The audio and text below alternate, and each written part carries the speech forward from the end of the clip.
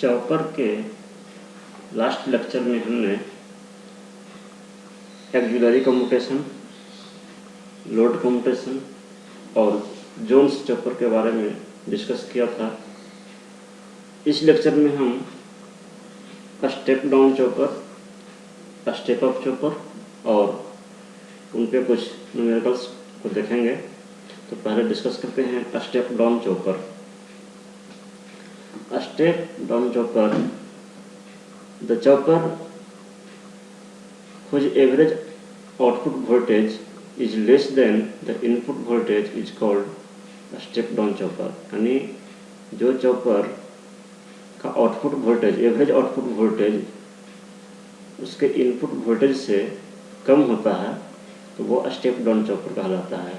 ठीक जैसे ट्रांसफार्मर में कि अगर सेकेंडरी साइड का वोल्टेज प्राइमरी साइड के वोल्टेज से कम होता है तो उसे स्टेप डाउन ट्रांसफार्मर कहते हैं।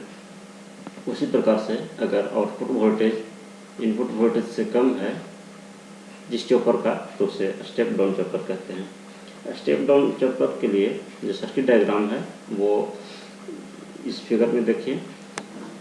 फॉर रेसिस्टिव लोड के लिए, आर लोड के लिए सर्किट डायग्राम दिखाया गया है। इसमें चॉपर को एज ए स्विच दिखाया गया है, सिर्फ एज ए स्विच ये चॉपर है और ये VS इनपुट सप्लाई वोल्टेज है, R ये रेजिस्टिव लोड है, V0 लोड के क्रॉस आउटपुट वोल्टेज है, I0 जो है लोड में फ्लो होने वाला करंट है, IS सोर्स करंट है जो सोर्स से निकल रहा है और RIN जो है वो इनपुट रेजिस्टेंस है चॉपर का। The circuit diagram for step down chopper with R load is shown in figure.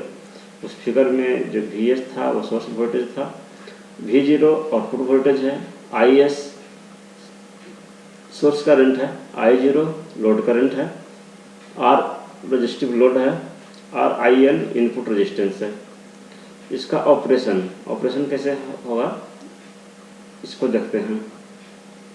When chopper is on, chopper को जब ऑन किया जाता है, मान लीजिए कि किसी टाइम t=t0 पे किसी भी टाइम पे इसको जब ऑन किया गया तो load is connected directly with the source. जब चॉपर को जब ऑन करेंगे तो लोड जो है वो डायरेक्टली सोर्स से कनेक्ट हो जाएगा, क्योंकि जो चॉपर का जो सर्किट है वो सिंपली सिर्फ एक स्विच से कनेक्टेड है। यही हमारा सर्किट है स्टेप डाउन चॉपर का। तो जब स्विच को जब क्लोज करेंगे तो ये जो लोड है वो सोर्स से डायरेक्टली कनेक्ट हो जाएगा। Hence output voltage V0 is equal to VS। इसलिए लोड के अक्रॉस जो आउटपुट वोल्टेज होगा वो सोर्स वोल्टेज के बराबर होगा। Load current I0 and source current are equal, तो दोनों सीरीज में कनेक्टेड हैं तो इसलिए जो लोड करंट है और जो सोर्स करंट है ये दोनों आपस में इक्वल होंगे और उसका जो वैल्यू होगा वो होगा VS/R। VS/R, V0/R output voltage by R। जो आउटपुट वोल्टेज मिल रहा होगा लोड के अक्रॉस जो आउटपुट वोल्टेज होगा और जो लोड रेजिस्टेंस है उससे भाग लगाएंगे हमें लोड करंट मिलेगा। When chopper is off at t=t1, किसी टाइम पे जब हम चॉपर को ऑफ करेंगे तो output voltage and current are 0। तो जब चॉपर जब ऑफ रहेगा तो कोई भी करंट लोड के क्रॉस फ्लो नहीं होगा। जब कोई भी करंट फ्लो नहीं होगा तो हमारा आउटपुट वोल्टेज है वो 0 मिलेगा और क्योंकि ओपन सर्किट है इसलिए जो लोड का करंट है वो भी 0 होगा। Output voltage and output current will be 0। उसके बाद क्या है कि chopper is again turn on at t=t2। तो चॉपर अभी ऑफ था, फिर इसके बाद फिर चॉपर को किसी टाइम t2 पे ऑन करेंगे तो फिर से वही प्रोसेस आपका रिपीट होगा बार बार। तो यही आपका चॉपर का स्टेप डाउन चॉपर का ऑपरेशन है। इस वेव फॉर्म को देखिए, स्टेप डाउन चॉपर के वेव फॉर्म को। ये आपका आउटपुट वोल्टेज का वेव फॉर्म है। तो आउटपुट वोल्टेज का जो वेव फॉर्म है ये टाइम एक्सिस है। तो जब चॉपर हमारा ऑन है, ये टी ऑन पीरियड है, मान लो कि t=t0 पे चॉपर को ऑन किया गया तो टी यहाँ से लेकर T0 से लेकर T1 तक चॉपर हमारा ऑन है, यहाँ से यहाँ तक चॉपर ऑन है, चॉपर ऑन है। जब चॉपर ऑन है तो हमें आउटपुट वोल्टेज जो मिल रहा है वो सोर्स वोल्टेज के बराबर मिल रहा है। जब हमारा ऑफ है तो हमें आउटपुट वोल्टेज 0 मिल रहा है। फिर जब चॉपर को ऑन करेंगे T2 पे तो फिर हमें आउटपुट वोल्टेज मिलेगा जो VS के बराबर होगा, और फिर जब ऑफ करेंगे तो फिर हमें आउटपुट वोल्टेज 0 मिलेगा। इस प्रकार से ये कंटिन्यू चलता रहेगा। और एक साइकिल जो है उससे टाइम पीरियड कहेंगे वो हमारा T on plus T of दोनों को मिला करके जो साइकिल होगा वो एक टाइम पीरियड होगा, क्योंकि यहाँ के बाद से जो वेव फॉर्म है वो फिर रिपीट होगा। उसी प्रकार से आउटपुट करंट का या सोर्स करंट का दोनों इक्वल होगा, तो उसका जो वेव फॉर्म है वो क्योंकि रेसिस्टिव लोड है तो वेव फॉर्म बिल्कुल सेम होगा, सिर्फ इसमें जो है वो रेजिस्टेंस से भाग पड़ेगा।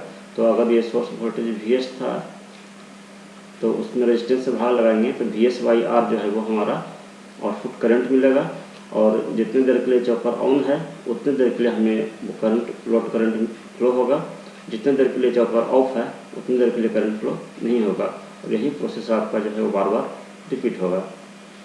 तो हम इसमें हमारा आउटपुट वेव फॉर्म का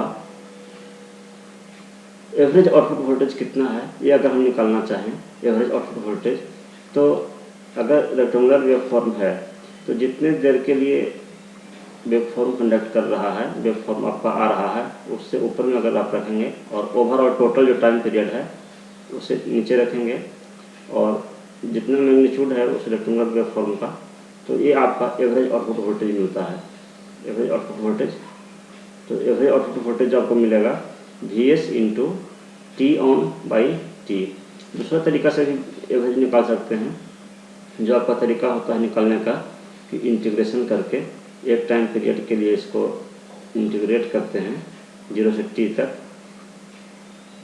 VS into DT। Output voltage को इंटीग्रेट करते हैं एक टाइम पीरियड के लिए और एक टाइम पीरियड से भाग लगाते हैं।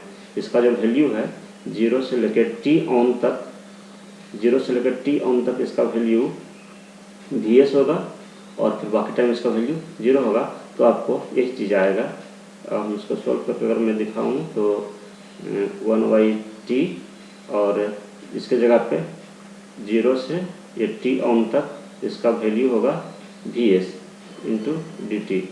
चूँकि T ऑन के बाद से इसका वैल्यू 0 है तो ये तो कांस्टेंट है, VS बाहर आ जाएगा, और यहाँ पे सिर्फ इंटीग्रेशन T होगा, और T का integration upper limit T on और लोअर लिमिट 0, तो आपको हो जाएगा T ऑन बाई T। तो VS into T on by T जो कि आपको यहाँ पे लिखा हुआ है, यही आपका एवरेज आउटपुट वोल्टेज होगा। उसमें आपको T ऑन बाई T को यानी जितने देर के लिए चॉपर ऑन है और जितना टाइम पीरियड है इसके रेशियो को अल्फ़ा से सूचित किया गया है। अल्फ़ा से सूचित किया गया है तो आपका आउटपुट वोल्टेज जो है वो हो गया अल्फ़ा इंटू VS। ये बहुत ही इम्पोर्टेंट फार्मूला है आपके लिए स्टेप डाउन चॉपर का, जहाँ अल्फ़ा को बोलते हैं, अल्फ़ा जो है वो है ड्यूटी साइकिल, अल्फ़ा को ड्यूटी साइकिल या ड्यूटी रेशियो बोलते हैं। Here alpha is equal to T on by T, alpha is equal to T on by T, और इसे ड्यूटी साइकिल या ड्यूटी रेशियो बोलते हैं। और T जो है ये T is equal to T on plus T off, और अल्फ़ा का वैल्यू हमेशा 0 और 1 के बीच में होता है, ये भी इम्पोर्टेंट पॉइंट है। अगर हम एवरेज आउटपुट करंट निकालना चाहें, एवरेज आउटपुट करंट या लोड करंट जो कि सोर्स करंट के बराबर है, तो जो आउटपुट वोल्टेज है उसी में रेजिस्टेंस से भाग लगाएंगे तो हमें आउटपुट करंट या सोर्स करंट मिलेगा। तो आउटपुट वोल्टेज है हमारा अल्फ़ा इंटू VS है, इसलिए जो हमें लोड करंट है वो alpha into VS by R हो जाएगा। RMS वैल्यू अगर आपको निकालना है तो RMS वैल्यू भी जो है जितना मैग्नीट्यूड है और जितने टाइम के लिए आपका चॉपर ऑन है और ओवरऑल जो टाइम पीरियड है और इसका जो रूट है, यही आपका RMS वैल्यू देता है। दूसरे तरीके से भी निकाल सकते हैं, इंटीग्रेशन करके भी इसका RMS वैल्यू निकाल सकते हैं। तो यहाँ पे T ऑन बाई T को हम अल्फ़ा लिख रहे हैं, और इसका रूट है तो ये हो जाएगा रूट अल्फ़ा और इंटू वी एस, ये रूट सिर्फ अल्फ़ा पर ही है। तो RMS output voltage root alpha into V S. अगर हम आरएमएस आउटपुट करंट निकालना चाहें, आरएमएस आउटपुट करंट, तो जो हमें आउटपुट वोल्टेज मिला है आरएमएस आउटपुट वोल्टेज, उसी में रेजिस्टेंस से भाग लगाएंगे तो हमें आरएमएस आउटपुट करंट मिलेगा। तो आरएमएस आउटपुट करंट हो जाएगा under root alpha into V S by R. और हमें इनपुट रेजिस्टेंस निकालना है, इनपुट रेजिस्टेंस ये आई एन सफिक्स में है। तो जो सोर्स वोल्टेज है और जो सोर्स करंट है, इन दोनों का रेशियो से हमें इनपुट करंट मिलेगा, इनपुट रेजिस्टेंस मिलेगा, सोर्स वोल्टेज और सोर्स करंट के रेशियो से। तो जो सोर्स करंट है वो लोड करंट के बराबर है और वो है alpha into V S by R. तो यहाँ से आपका वी एस कट जाएगा तो बचेगा आर बाई अल्फ़ा। यानी कि कहने का मतलब ये है कि इनपुट रेजिस्टेंस को भी अगर ड्यूटी साइकिल अगर वेरी किया जाता है, ड्यूटी साइकिल को वेरी करके आप इनपुट रेजिस्टेंस को भी वेरी कर सकते हैं।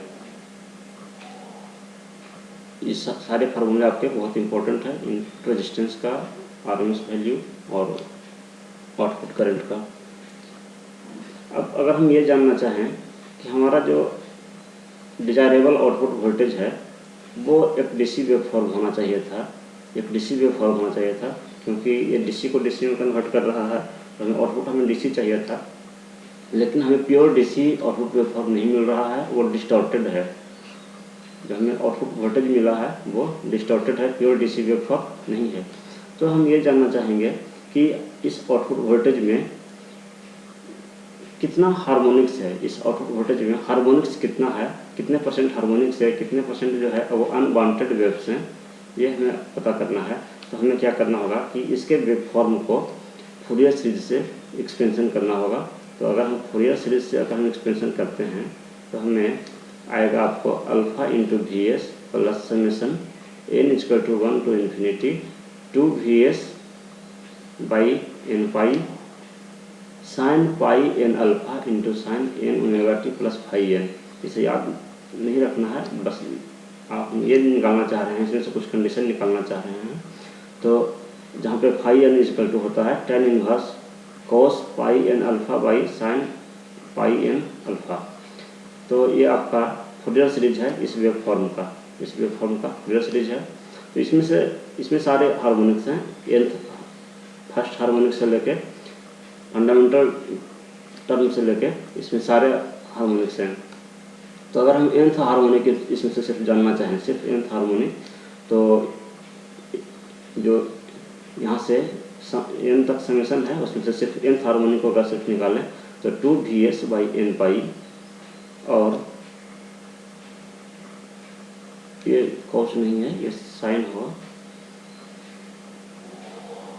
Sign pi N alpha into sine N omega T plus phi N. ये टर्म जो है पूरा ये nth टर्म है, तो इसलिए ये nth हार्मोनिक आउटपुट वोल्टेज का है।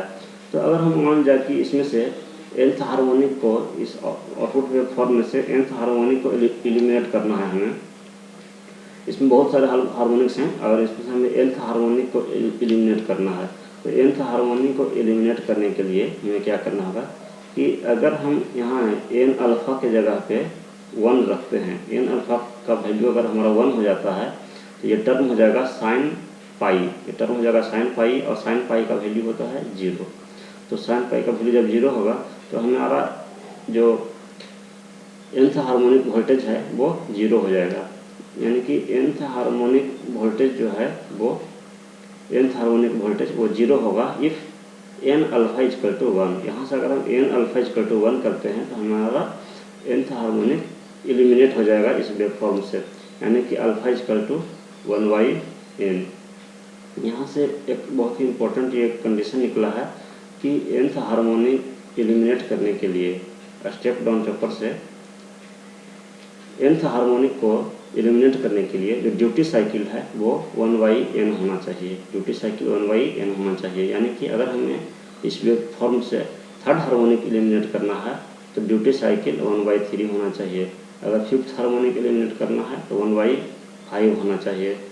फोर्थ हार्मोनिक एलिमिनेट करना है तो ड्यूटी साइकिल 1/4 होना चाहिए। तो ये बहुत ही आपका इम्पोर्टेंट रिजल्ट है। जिस प्रकार से एसी के केस में एसी जो हमारा एसी वेवफॉर्म होता था, जो हमारा एसी वेवफॉर्म ये है हमारा प्योर वेवफॉर्म है एसी का। और अगर कोई वेवफॉर्म जो प्योर एसी नहीं है उसमें अगर हमें हार्मोनिक्स पता करना है तो हम उसमें क्या कहा है कि डिस्टॉर्शन फैक्टर निकालते थे। कोई एसी वेवफॉर्म है तो हमें अगर वो प्योर एसी वेवफॉर्म नहीं है तो उसके कंपेरिजन में अगर हम जानना चाहें कि कितना हार्मोनिक्स है तो उसके लिए हम पहले डिस्टॉर्शन फैक्टर निकालते थे और उसके बाद फिर टोटल हार्मोनिक डिस्टॉर्शन निकालते थे। टोटल हार्मोनिक डिस्टॉर्शन निकालते थे तो ये हमें पता चलता था ये एसी वेवफॉर्म को शो करता है। एसी वेवफॉर्म में हार्मोनिक्स को ये डिनोट करता है। ठीक उसी प्रकार से कोई वेवफॉर्म हमारा प्योर डीसी नहीं है तो प्योर डीसी की तुलना में इसमें कितने हार्मोनिक्स हैं अगर ये हमें जानना है तो हमें पहले फॉर्म फैक्टर निकालना होता है। फॉर्म फैक्टर डिफाइन कैसे है कि उस वेवफॉर्म का पूरे वेवफॉर्म का आरएमएस वैल्यू, पूरे वेवफॉर्म का आरएमएस वैल्यू बटा पूरे वेवफॉर्म का average value. RMS value by average value को फॉर्म फैक्टर कहते हैं। तो आरएमएस वैल्यू जो है वो √α × VS है और जो आउटपुट एवरेज आउटपुट वोल्टेज है वो α × VS है। तो यहाँ से आपका VS कैंसिल हो जाएगा और √α से ये अल्फा भी कैंसिल हो जाएगा, सिर्फ तो बचेगा आपको 1/√α, यानी कि जो फॉर्म फैक्टर है वो 1/√α होगा। वहीं अगर हमें कितना परसेंट हार्मोनिक्स है अगर हमें पता करना है तो उसके लिए हमें मिलता है वोल्टेज रिपल फैक्टर से VRF। वोल्टेज रिपल फैक्टर निकालते हैं डीसी के केस में। एसी के केस में टोटल हार्मोनिक्स डिस्टॉर्शन निकालते हैं, डीसी के केस में वोल्टेज रिपल फैक्टर निकालते हैं। तो voltage ripple factor equal to होता है फार्मूला फॉर्म फैक्टर का स्क्वायर -1 और पूरे का √। तो फॉर्म फैक्टर है हमारा 1/√α, इसका स्क्वायर करेंगे तो 1/α - 1। ये आपका जो है जितना भी आएगा वैल्यू उतना परसेंट आपका 100 से मल्टीप्लाई करने पे उतना परसेंट आपका जो है वो उसमें हार्मोनिक्स है। वोल्टेज रिपल फैक्टर है मीन्स उतना उसमें हार्मोनिक्स है।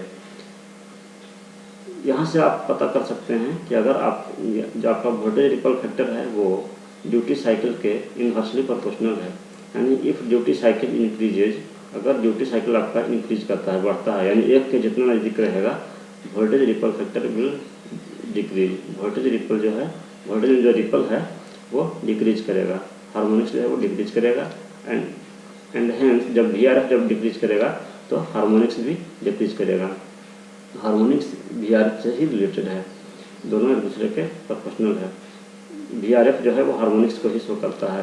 तो इसलिए जो वोल्टेज रिपल फैक्टर है वो ड्यूटी साइकिल के इनवर्सली प्रोपोर्शनल है और जितना ये ड्यूटी साइकिल का वैल्यू जितना ज़्यादा रहेगा हार्मोनिक्स उतना कम होगा।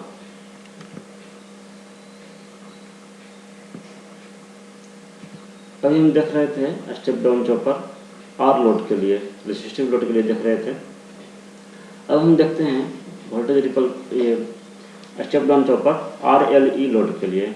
RLE लोड के लिए यानी कि लोड जो है अगर हमारा लोड में अगर रेजिस्टेंस, इंडक्टेंस और कोई सोर्स मीन्स कोई डीसी सोर्स भी अगर है तो उस केस में स्टेप डाउन चॉपर कैसे ऑपरेट करेगा उसको हम डिस्कस करते हैं। लोड जो RLE लोड है ये इसका एक एग्जांपल है डीसी मोटर। डीसी मोटर जो है अगर लोड के रूप में अगर डीसी मोटर है तो वो आपका एक जो है वो RLE लोड है, क्योंकि इसका आर्मेचर में रेजिस्टेंस भी होता है, इंडक्टेंस भी होता है और इसमें बैक ईएमएफ भी होता है। तो उसी को हमने शो किया है। ये EV जो है वो बैक ईएमएफ शो कर रहा है, L जो है आर्मेचर का इंडक्टेंस और R जो है वो आर्मेचर का रेजिस्टेंस शो कर रहा है। और RL लोड भी हो सकता है, लेकिन उसे अलग से डिस्कस न करके ये RLE लोड जो है इसी में अगर हम E का वैल्यू को 0 करेंगे तो हमें RL लोड मिल जाएगा। RL लोड के लिए इसी में हम डिस्कस कर लेंगे। तो RLE लोड में भी दो प्रकार के हो सकते हैं, एक कंटिन्यूअस कंडक्शन हो सकता है और एक डिसकंटिन्यूअस कंडक्शन हो सकता है। तो पहले हम कंटिन्यूअस कंडक्शन डिस्कस करते हैं। तो इस सर्किट डायग्राम में आप देखिए कि जो आपका लोड है RLE लोड है, तो उस लोड के पैरेलल में एक फ्री व्हीलिंग डायोड लगाया गया है और बाकी सब कुछ नॉर्मल है। फ्री व्हीलिंग डायोड इसलिए लगाया गया है ताकि इंडक्टर जो एनर्जी रिलीज करेगा वो फ्री व्हीलिंग डायोड के थ्रू ही रिलीज करेगा। बाकी सारा ऑपरेशन सेम है। The circuit diagram of step down chopper for RLE load is shown in figure. RLE load के लिए जो सर्किट डायग्राम है स्टेप डाउन चॉपर का उस फिगर में दिखाया गया है। When chopper is made on, जब चॉपर ऑन होगा टी इक्वल टू T0, किसी भी टाइम पे अगर मान लीजिए कि टी इक्वल टू T0 पे चॉपर जब ऑन होगा तो output voltage V0 is equal to source voltage Vs। तो जब चॉपर हमारा ऑन होगा तो हमें जो आउटपुट वोल्टेज है वो सोर्स वोल्टेज के बराबर मिलेगा, क्योंकि जो करंट है वो लोड के थ्रू फ्लो होना शुरू होगा और लोड जो है वो डायरेक्टली सोर्स से कनेक्टेड हो जाएगा। And the load current I0 increases from I minimum to I maximum, यानी कि ये इंडक्टिव लोड होने के कारण इसमें जो करंट है वो लीनियर फॉर्म में होगा, वो लीनियरली इंक्रीज करेगा। इनिशियली जो करंट है वो लीनियरली इंक्रीज करेगा from I minimum to I maximum. चूँकि इसमें जो है आपका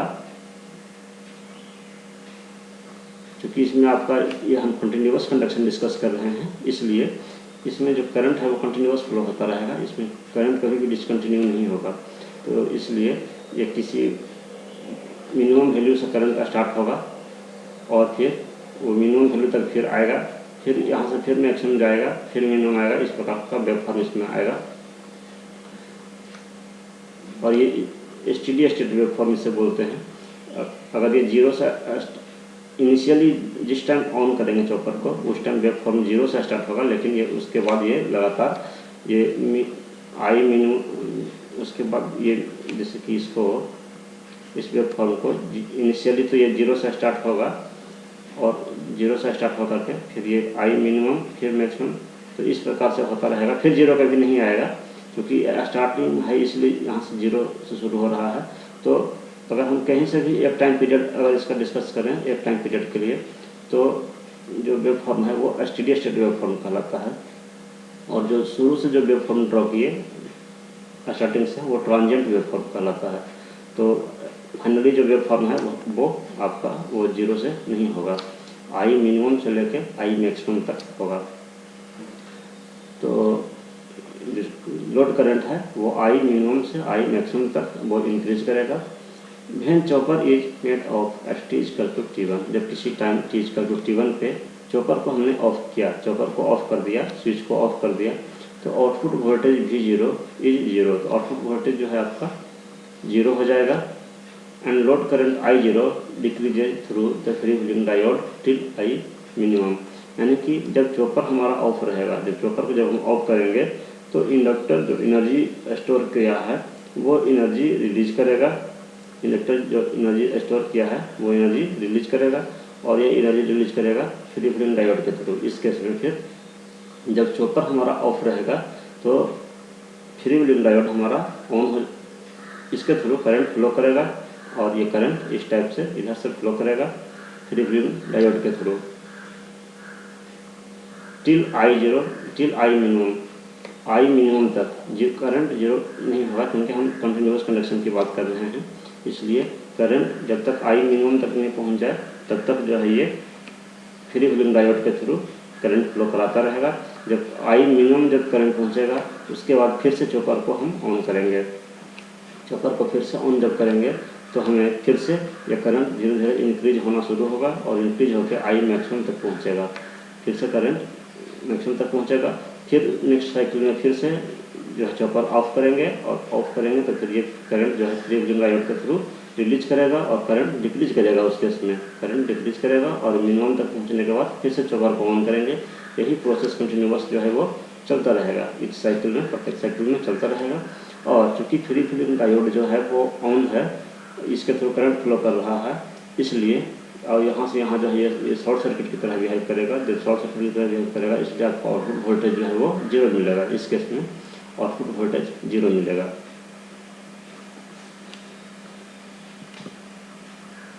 अगर हम वेव फॉर्म देखें RLE लोड के लिए, तो कंटिन्यूअस कंडक्शन के केस में, जब कंटिन्यूअस कंडक्शन की हम बात कर रहे हैं, तो उस केस में जो बैक ईएमएफ जो लोड में है या जो डीसी सोर्स है उसका कोई भी इफेक्ट आपके वेव फॉर्म पे नहीं पड़ेगा। उसका कंटिन्यूअस कंडक्शन के केस में कोई भी इफेक्ट बैक उसका जो है वो आपके आउटपुट वेव फॉर्म पे नहीं पड़ेगा। तो जब चॉपर हमारा ऑन है, यहाँ से यहाँ तक जो है चॉपर हमारा ये ऑन है, यहाँ से यहाँ तक, तो जब चॉपर हमारा ऑन है तो आपका जो आउटपुट वोल्टेज है वो सोर्स वोल्टेज के बराबर मिल रहा है, और इस दौरान जो करंट है वो मिनिमम वैल्यू से मैक्सिमम वैल्यू तक इंक्रीज कर रहा है। ये स्टेडी स्टेट वेव फॉर्म है, इसलिए इसका जो है वो 0 से ना शुरू करके थोड़ा सा ऊपर से दिखाया है, क्योंकि फाइनली इसका वैल्यू जो है प्रत्येक साइकिल का वो मिनिमम से मैक्सिमम तक ही रहेगा। ठीक इस दौरान जो है हमारा चॉपर वो ऑन है और उस टाइम पीरियड को टी ऑन कह रहे हैं। ठीक उसी प्रकार से जब चॉपर को ऑफ किया, इस यहाँ से यहाँ तक जो है वो चॉपर हमारा ऑफ है, और यहाँ से यहाँ तक हमारा फ्री व्हीलिंग डायोड काम कर रहा है। फ्री व्हीलिंग डायोड हमारा काम कर रहा है, इसलिए आउटपुट वोल्टेज जो है वो 0 है, क्योंकि free wheeling diode short circuit की तरह बिहेव करेगा और आउटपुट वोल्टेज हमारा 0 हो जाएगा। लेकिन करंट 0 नहीं होगा, करंट जो है वो डिक्रीज होना शुरू होगा और एक निश्चित वैल्यू आई मिनिमम तक आएगा। आई मिनिमम तक जब करंट आएगा उसके बाद फिर से चॉपर को टर्न ऑन किया जाएगा और फिर यह करंट इंक्रीज होना शुरू होगा और आउटपुट वोल्टेज आपको फिर से सोर्स वोल्टेज के बराबर मिलेगा। तो इस प्रकार से वेव फॉर्म आपका चलता रहेगा, और ये आपका T0 से T1 तक जितने देर के लिए करंट इंक्रीज कर रहा है उसे टी ऑन बोल रहे हैं, और जितनी देर के लिए डिक्रीज कर रहा है उसे टी ऑफ बोल रहे हैं, और ये आपका एक साइकिल कहलाएगा। T on plus T of मिलकर एक साइकिल कहलाएगा। उसे एक टाइम पीरियड टी से सूचित कर रहे हैं। वेव फॉर्म से भी आप देखें कि एक साइकिल जो है वो यहाँ से लेकर यहाँ तक आपका एक साइकिल है। यहाँ के बाद से फिर वही वेव फॉर्म रिपीट हो रहा है, और साथ ही साथ आपका ये जो आई मैक्सिमम वैल्यू है और आई मिनिमम वैल्यू है, इसके बीच का जो डिफरेंस है आई मैक्स और आई मिन, इसका जो डिफरेंस है उसे डेल्टा आई जीरो से सूचित करते हैं। डेल्टा आई जीरो, जितना डिफरेंस है उसे डेल्टा आई जीरो से सूचित कर रहे हैं, यानी कि लोड करंट का ये डिफरेंस। तो ये आपका जो एक्चुअली में क्या है कि ये आपको शो कर रहा है, हार्मोनिक्स शो करता है। ये जो है डेल्टा आई जीरो जो है ये रिपल करंट में रिपल शो कर रहा है, क्योंकि हमें जो है वो प्योर डीसी वेव फॉर्म चाहिए था। लेकिन ये जितना कम होगा आई मैक्स और आई मिन का डिफरेंस जितना कम होगा वेव फॉर्म हमारा उतना ही स्मूथ होगा, तो इसलिए ये जो है वो करंट में रिपल को शो कर रहा है।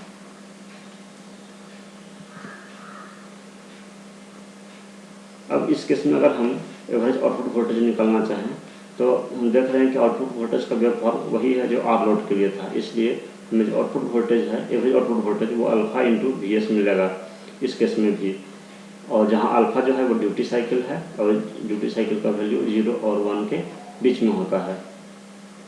और ये आर लोड हो, आर एल लोड हो, आर एल सी लोड हो, सेम होगा, एवरेज आउटपुट वोल्टेज सेम होगा, वेव फॉर्म भी आपका सेम होगा एवरेज आउटपुट वोल्टेज का। वही अगर हम आरएमएस आउटपुट वोल्टेज निकालना चाहें तो ये भी सेम होगा, क्योंकि वेव फॉर्म भी हमारा सेम है, root alpha into V S. अब यहाँ से अगर हम देखें कि हमारा जो आउटपुट वोल्टेज है तो वो हम कह सकते हैं आउटपुट वोल्टेज में हमारा एक रेजिस्टेंस है, एक इंडक्टेंस है और एक सोर्स है, डीसी सोर्स है। तो आउटपुट वोल्टेज जो है हम कह सकते हैं कि यहाँ से यहाँ तक हमारा आउटपुट वोल्टेज था, ये हमारा ईबी है, बैक ईएमएफ है, ये रेजिस्टेंस है, इसमें करंट फ्लो हो रहा है I0, इसमें I0 हमारा करंट फ्लो हो रहा है, और ये मान लीजिए कि इंडक्टर है। तो जो हम लिख सकते हैं कि आउटपुट वोल्टेज जो है हमारा वो EB plus I0 into RA। EB यानी हम कह सकते हैं कि आउटपुट वोल्टेज जो है EB ये वोल्टेज प्लस I0 RA और प्लस हम कह सकते हैं कि इसके क्रॉस जो वोल्टेज है VL plus VL। Output voltage हम कह सकते हैं कि आउटपुट वोल्टेज हमारा EB या I0R प्लस VL, इसके क्रॉस जो वोल्टेज होगा, इसके क्रॉस भी कुछ वोल्टेज होगा तो उसे हम VL से सूचित कर रहे हैं, और EB। तो ये हमारा आउटपुट वोल्टेज का हम इस टर्म में लिख सकते हैं। और यहाँ पे हमने VL नहीं लिखा है इसलिए क्योंकि इंडक्टर के क्रॉस जो है वो एवरेज वोल्टेज जो है इंडक्टर के क्रॉस वो 0 होता है। 0 इसलिए कि इंडक्टर जब एनर्जी रिलीज कर देता है तो उस समय इसके क्रॉस का वोल्टेज नेगेटिव हो जाता है, और जब ये एनर्जी स्टोर कर रहा है उस समय इसके क्रॉस का वोल्टेज पॉजिटिव होता है। और नेट एवरेज जो है जितना पॉजिटिव उतना नेगेटिव होता है, तो नेट इसका जो है एवरेज वैल्यू 0 हो जाता है, इसलिए जो VL है वो 0 हो जाएगा। तो आपका यहाँ से अगर हम निकालना चाहें I0, अगर हम निकालना चाहें लोड करेंट, तो आपका V0 minus EB back EMF बटा RA, और V0 के जगह पे हम लिख सकते हैं alpha into VS, alpha into VS V0 की जगह पे माइनस EB और बटा RA। ये आपका RLE लोड के लिए, RLE लोड के लिए और लोड करंट का एक्सप्रेशन है, और ये आपका RLE लोड के लिए जो है एवरेज आउटपुट वोल्टेज का एक्सप्रेशन है, और ये RMS वैल्यू का। और अगर हमें सिर्फ RL लोड है, सिर्फ इंडक्टिव लोड है, सिर्फ अगर इंडक्टिव लोड है तो उस केस में ये EB को हम 0 कर देंगे। तो 0 करेंगे तो हमें जो मिलेगा वो I0 इक्वल टू मिलेगा alpha into VS by RA। EB equal to 0 करेंगे तो जो हमारा लोड करंट है वो alpha into VS by RA। तो हम ये देख रहे हैं कि इंडक्टेंस का कोई भी इफेक्ट लोड करंट पे नहीं है, और लोड करंट में बैक EMF का यूज है, और आउटपुट वोल्टेज जो है उसमें भी कोई भी यूज इंडक्टेंस का नहीं है। यानी अगर सिर्फ RL लोड भी है फिर भी आपका wave form, voltage wave form भी सेम रहेगा और करंट वेव फॉर्म भी सेम रहेगा। और करंट का जो आपका एवरेज करंट का जो वैल्यू है वो ये हो जाएगा RL लोड के केस में, RLE लोड के केस में ये हो जाएगा।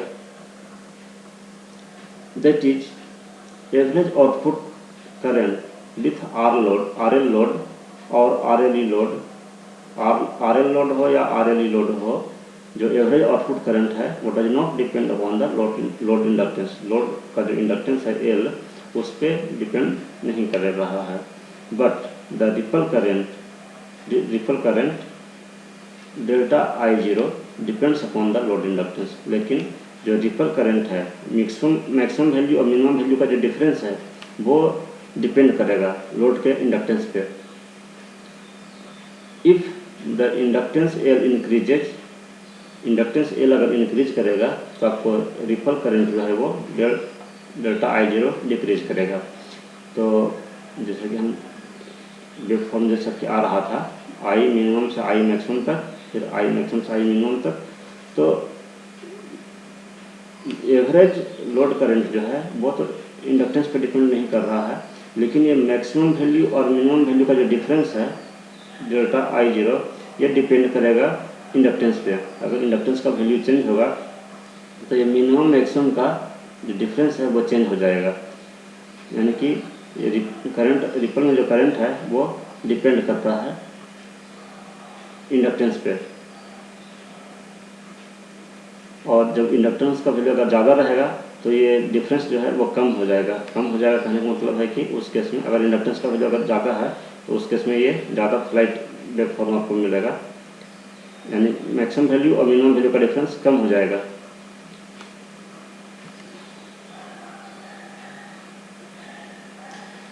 और इसी में जो अगर हम ये जानना चाहें कि एवरेज फ्री व्हीलिंग करंट, यानी फ्री व्हीलिंग डायोड के थ्रू जो करंट फ्लो कर रहा है उसका एवरेज वैल्यू क्या है, तो जो मैग्नीट्यूड है I0 और जितने देर के लिए हम जो है फ्री व्हीलिंग डायोड कितने देर के लिए काम कर रहा है T ऑफ टाइम के लिए, और टोटल हमारा टाइम है T।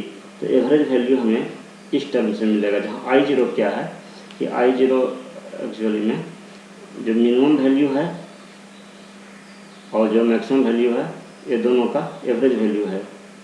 तो वहाँ से ये हमें ये I0 जो है ये एवरेज वैल्यू है, चूँकि ये लीनियर वेवफॉर्म है तो इसका एवरेज वैल्यू हमने I0 से सूचित किया है।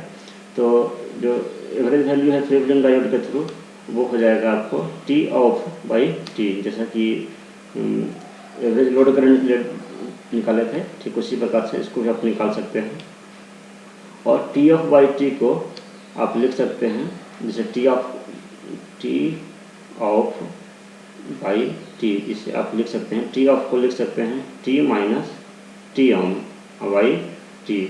T से T कैंसिल हो जाएगा तो एक बचेगा, और T ऑन बाई टी को अल्फ़ा लिख सकते हैं, यानी कि हम कह सकते हैं 1 minus alpha into I0, 1 minus alpha into I0, यानी एवरेज फ्रीव्हीलिंग डायोड के थ्रू जो एवरेज करंट है वो 1 minus alpha into I0।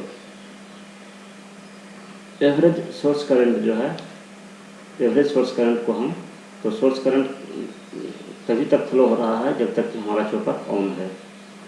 Source current तभी तक फ्लो हो रहा है जब तक हमारा चॉपर ऑन है, इसलिए हम जो एवरेज वैल्यू इसका निकालेंगे तो उसका मैग्नीट्यूड जो होगा और इंटू टी ऑन, जितने देर के लिए ऑन है, और ओवरऑल टाइम पीरियड। तो टी ऑन बाई टी को हम अल्फ़ा से सूचित कर रहे हैं, ड्यूटी साइकिल होता है ये, तो इसलिए जो हमारा एवरेज सोर्स करंट है वो अल्फ़ा इंटू I0 होगा। I0 क्या है?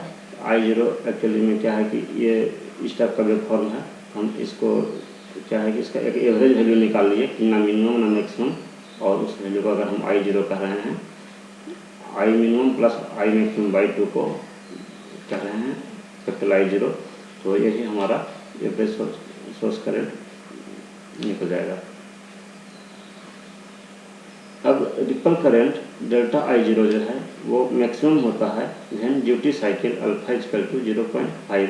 यहाँ पे जो है वो डेल्टा I0 का एक्सप्रेशन ड्राइव होता है, इसका डेरिवेशन होता है, और क्योंकि इसका डेरिवेशन बहुत ही है एक्सपेंसिव, इसका जो डेरिवेशन है वो थोड़ा सा कॉम्प्लेक्स है, इसलिए हमने इसका डेरिवेशन नहीं किया है और आपके लिए इम्पोर्टेंट भी नहीं है, इसलिए हम डायरेक्ट रिजल्ट यहाँ पे लिखे हैं कि रिपल करंट जो है, रिपल करंट डेल्टा I0 ये मैक्सिमम होता है।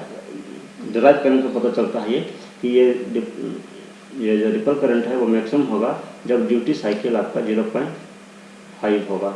ये भी आपका इम्पोर्टेंट पॉइंट है कि रिपल करंट मैक्सिमम कब होता है, जब ड्यूटी साइकिल 0.5 होता है। 0.5 ड्यूटी साइकिल कहने का मतलब है जब टर्न ऑन टाइम और टर्न ऑफ टाइम दोनों बराबर रहता है, उस समय रिपल जो है करंट में वो मैक्सिमम होता है।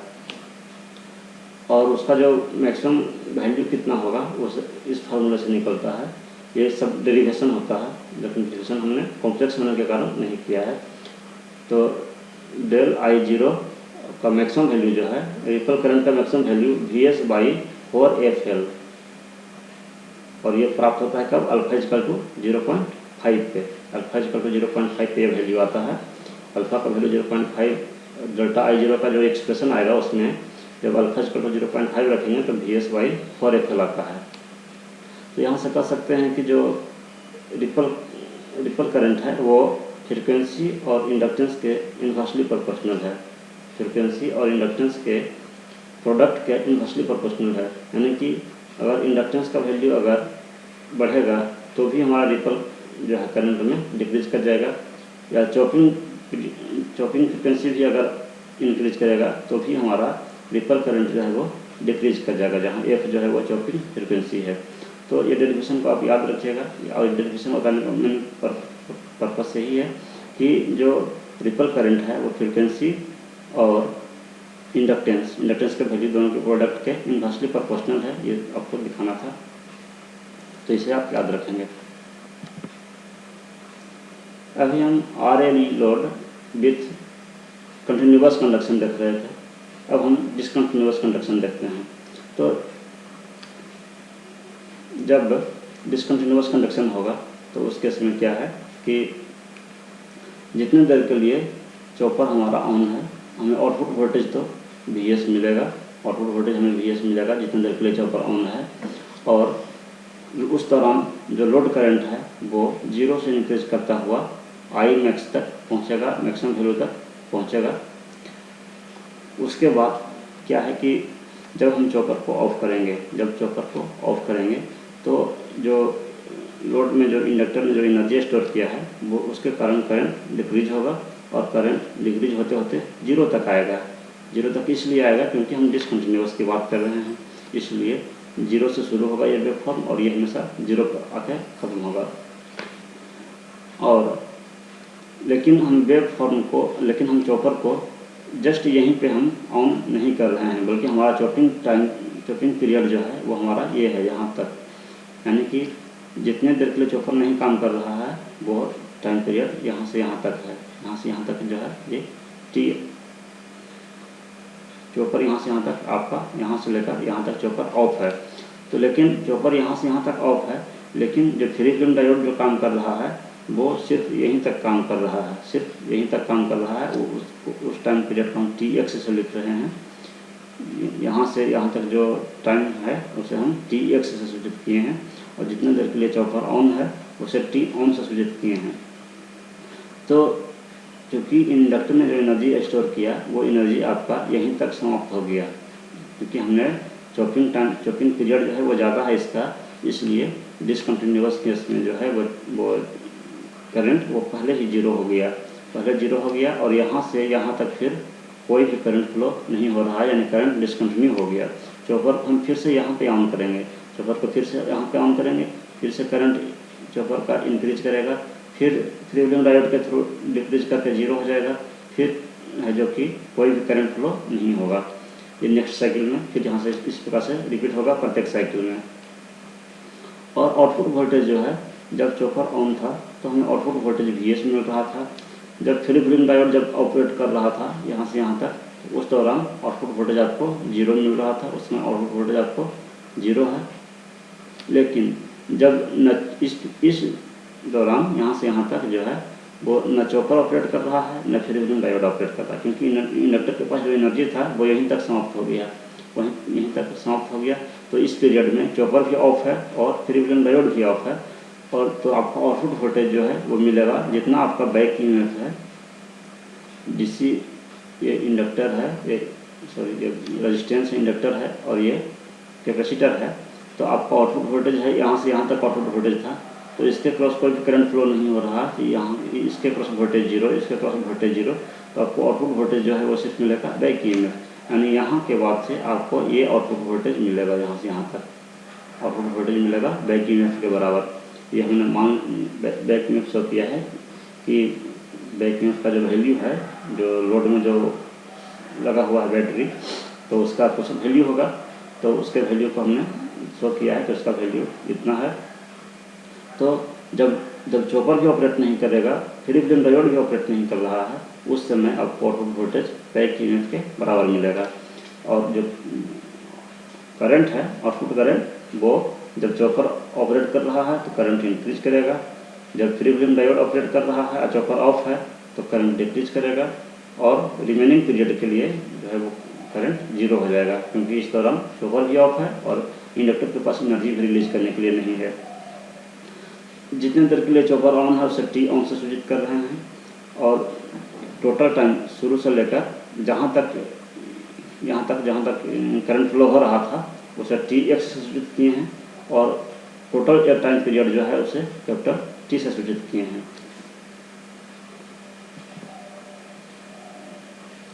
When chopper is on, जब चॉपर ऑन है, output voltage is VS and load current I0 increases till T max, और लोड करंट जो है वो टी मैक्स तक इंक्रीज करेगा। When चॉपर इज ऑफ, जब चॉपर ऑफ है, चॉपर जब ऑफ रहेगा, load current decreases till 0, load current 0 तक डिक्रीज करेगा, और यह जिस टाइम पे डिक्रीज करके 0 हो जाएगा उस टाइम को एक्सटेंशन टाइम बोलते हैं, और टी एक्स से सूचित किए हैं। ये टी एक्स जो है वो वैल्यू 0 से है, 0 से लेके और जहाँ तक करंट 0 हो गया जहाँ पे, वो वहाँ तक का वैल्यू है। तो करंट डिक्रीजेज टिल 0, जब तक करंट 0 में हो जाए तब तक डिक्रीज करेगा through the free wheeling diode, current decrease करेगा और फ्री व्हीलिंग डायोड के थ्रू डिक्रीज करेगा। हेंस आउटपुट वोल्टेज इज 0, जब फ्री व्हीलिंग डायोड जब ऑपरेट करेगा तो उस केस में आपको आउटपुट वोल्टेज 0 हो जाएगा, क्योंकि फ्री व्हीलिंग डायोड जो है वो शॉर्ट सर्किट की तरह बिहेव करेगा। आफ्टर एक्सटेंशन टाइम के बाद लोड करंट इज 0, क्योंकि उसके बाद इंडक्टर के पास एनर्जी नहीं है रिलीज करने के लिए और चॉपर भी हमारा ऑफ है, इसलिए जो लोड करंट है वो 0 हो जाएगा और आउटपुट वोल्टेज उस केस में फिर ईबी हो जाएगा। ईबी हमारा जो है वो आउटपुट वोल्टेज मिलेगा। एवरेज आउटपुट वोल्टेज अगर निकालना चाहें उस वेव फॉर्म का, अगर हम एवरेज आउटपुट वोल्टेज निकालना चाहें तो आपको जो वेव फॉर्म है वो आपका यहाँ से यहाँ तक आपको आउटपुट वोल्टेज मिल रहा था, यहाँ से यहाँ तक आपको फ्री व्हीलिंग डायोड काम कर रहा था, इसका आउटपुट वोल्टेज 0 था और उसके बाद फिर आपको बैक ईएमएफ मिल रहा है आउटपुट वोल्टेज के रूप में। तो ये मैग्नीट्यूड आपका Vs था, इसलिए Vs इंटू और ये कितने देर के लिए काम कर रहा है, टी ऑन टाइम के लिए।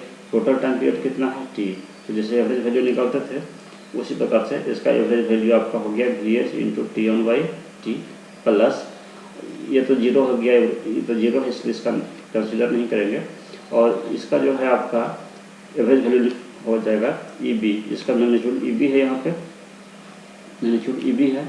और जितने देर के लिए ये वेवफॉर्म आ रहा है, ये वेवफॉर्म कितने देर के लिए आ रहा है, तो टोटल टाइम पीरियड यहाँ से यहाँ तक t था, उस t में यहाँ से यहाँ तक था tx, यहाँ से यहाँ तक tx था, तो और ये था टोटल t, तो t में से tx जो घट जाएगा वही आपका उतनी देर के लिए ये बैक ईएमएफ वाला वेवफॉर्म मिलेगा। तो वो टाइम ऊपर में जितने देर के लिए वेवफॉर्म आ रहा है और टोटल टाइम पीरियड नीचे में।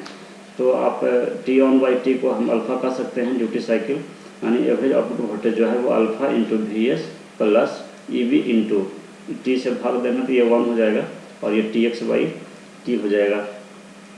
तो आपका ये एवरेज आउटपुट वोल्टेज का एक्सप्रेशन RLE लोड में, RLE लोड के लिए और डिसकंटिन्यूअस कंडक्शन के केस में, जब करंट डिसकंटिन्यू हो जाता है उस केस में आपका एवरेज आउटपुट वोल्टेज का ये एक्सप्रेशन आएगा। अब हम डिस्कस करते हैं step up chopper. Step up chopper, the chopper which is used to step up the input DC voltage. Chopper जो कि इनपुट डीसी वोल्टेज को स्टेप अप करता है, या कह सकते हैं जिसका आउटपुट वोल्टेज जो है, आउटपुट वोल्टेज इनपुट वोल्टेज से ज़्यादा है, उसे स्टेप अप चॉपर कहते हैं। The circuit diagram for step up chopper is shown in figure, यानी कि स्टेप अप चॉपर की जो सर्किट डायग्राम है वो, उसमें जो चॉपर है वो पैरेलली कनेक्टेड है और सोर्स से एक इंडक्टर कनेक्टेड है, और उसके बाद एक डायोड से लोड जो है एक डायोड के थ्रू कनेक्टेड है। जो आउटपुट वोल्टेज मिलेगा V0 लोड के क्रॉस, उसे हमने V0 से लिखा है। I0 जो है वो लोड करंट है, D डायोड है, L इंडक्टेंस का वैल्यू है, CH चॉपर है, VS जो है वो सोर्स वोल्टेज है, IS जो है वो सोर्स करंट है, और इंडक्टर के क्रॉस जो वोल्टेज होगा वो उसे हम VL से सूचित कर रहे हैं। तो इसमें इनिशियली क्या है, इनिशियली चॉपर आपका ऑन होगा। पहले हम चॉपर को ऑन करेंगे, तो चॉपर को ऑन करेंगे तो ये हमारा क्लोज हो जाएगा, स्विच क्लोज जब हो जाएगा तो ये शॉर्ट सर्किट की तरह बिहेव करेगा। जब शॉर्ट सर्किट की तरह बिहेव करेगा तो आपको आउटपुट वोल्टेज जो है वो 0 मिलेगा, आउटपुट वोल्टेज 0 मिलेगा। यहाँ से यहाँ शॉर्ट सर्किट हो गया तो आउटपुट वोल्टेज आपको 0 मिलेगा। यानी चॉपर जब ऑन रहेगा तो उस केस में आपको आउटपुट वोल्टेज 0 मिलेगा और करंट फ्लो होगा, यहाँ से सोर्स से करंट निकलेगा इंडक्टर के थ्रू होता हुआ और इस टाइप से करंट फ्लो होगा। यह करंट फ्लो तब होगा जब आपका चॉपर ऑन है। चॉपर जब ऑन है तो उस केस में ये करंट फ्लो होगा। आउटपुट करंट जो है वो तो आउटपुट करंट भी 0 होगा, क्योंकि जो लोड के थ्रू जो करंट, लोड में करंट नहीं जा रहा है, लोड में करंट जा ही नहीं रहा है, इसलिए आउटपुट करंट भी 0 होगा और आउटपुट वोल्टेज भी 0 होगा जब चॉपर ऑन है। तो उसके बाद सेकंड में क्या करेंगे कि चॉपर को ऑफ करेंगे। चॉपर को ऑफ करेंगे, इस स्विच को ओपन करेंगे। जो स्विच को ओपन करेंगे तो उस केस में क्या है कि यह जो करंट है वो अब डायोड और लोड के थ्रू फ्लो होगा। सेकंड केस में करंट जो है वो लोड और डायोड, लोड और डायोड के थ्रू करंट फ्लो होगा। ये मोड 2 में इसको कह सकते हैं कि ये मोड 2 में ऑपरेट कर रहा है, ये मोड 1 में ऑपरेट कर रहा है। तो उस केस में करंट इधर से फ्लो होगा। और जब हमारा चॉपर ऑन था, उस केस में जो इंडक्टर के थ्रू करंट फ्लो हो रहा था, और उस दौरान इंडक्टर जो है वो एनर्जी स्टोर करता है। जब चॉपर ऑन है, इंडक्टर के थ्रू करंट फ्लो हो रहा है, उस केस में हमारा इंडक्टर जो है वो एनर्जी स्टोर करता है। और सेकंड केस में जब चॉपर को जब ऑफ करते हैं, उस केस में सोर्स भी जो है वो करंट फ्लो कराता है और इंडक्टर भी अपनी एनर्जी रिलीज करता है। दोनों के थ्रू करंट फ्लो होता है और लोड के थ्रू फ्लो होता है। इसलिए हमारा जो है वो आउटपुट वोल्टेज वो इंक्रीज कर जाता है। आउटपुट वोल्टेज उस केस में आपका VS source voltage plus inductor का वोल्टेज दोनों आपको आउटपुट वोल्टेज के रूप में मिलेगा। और ये डायोड तो आपको शॉर्ट सर्किट बिहेव करेगा, तो लोड आपका डायरेक्टली सोर्स से कनेक्ट हो जाएगा, तो टोटल वोल्टेज जो है इसका वो इंक्रीज कर जाएगा। और जब इंडक्टर जब एनर्जी स्टोर करेगा, उस समय इसके जो वोल्टेज होगा ये प्लस और ये माइनस, ये करंट आपका इधर से फ्लो हो रहा था सोर्स के कारण। और जब इंडक्टर जब एनर्जी रिलीज कराता है, तो उस केस में पोलरिटी इसकी रिवर्स हो जाती है, क्योंकि इंडक्टर करंट को रिलीज कर रहा है, करंट को रिलीज करेगा, ये उसी डायरेक्शन में रिलीज करेगा, इसलिए उस समय इसका वोल्टेज ये प्लस हो जाता है और ये माइनस हो जाता है। क्योंकि ये प्लस यहाँ रहेगा तब ये उसी डायरेक्शन में करंट रिलीज करेगा।